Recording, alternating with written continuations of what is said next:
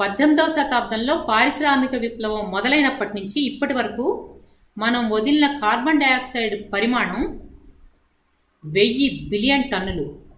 ఇది దశాబ్దాల తరబడి వాతావరణాన్ని ప్రభావితం చేస్తూనే ఉంది. కానీ కార్బన్ను నేలలోకి తిరిగి రప్పించేలాంటి వ్యవసాయానికి మళ్ళితే గనక 20-30 ఏళ్లలో వాతావరణం చల్లబడుతుంది. నేలను దున్నటం తగ్గించి పునరుజ్జీవింపచేయటం, పశువులు నేల మీద తిరుగుతూ పచ్చిక మేయటం, ఇలాంటివి కూడా నేలకు పుష్టిచ్చే కార్యక్రమాలే.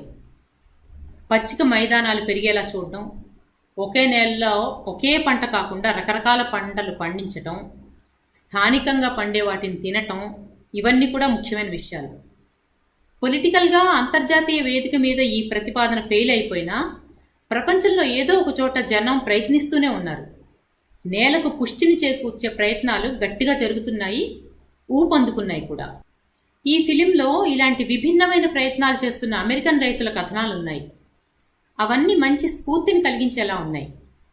రైతులు ప్రభుత్వం ఇచ్చే పంటల బీమా మీద కూడా ఆధారపడకుండా చక్కగా స్వయం సమృద్ధిని సాధించిన వాళ్ళు ఉన్నారు.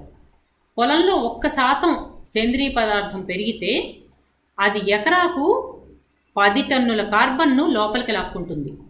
ఈ అవగాహనతో తెలివిగా సేద్యం చేసేవాళ్ళు ఉన్నారు.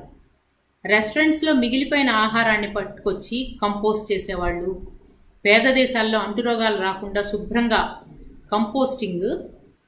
కంపోస్టింగ్ మరుగుదొడ్లు ఉపయోగించి ఎరువు ఎలా తయారు చేసుకోవాలో నేర్పేవాళ్ళు, భూమికి స్వస్థత చేకూరాలంటే మనం దానికి తగ్గ ఆహారాన్ని తినాలని చెప్పేవాళ్ళు.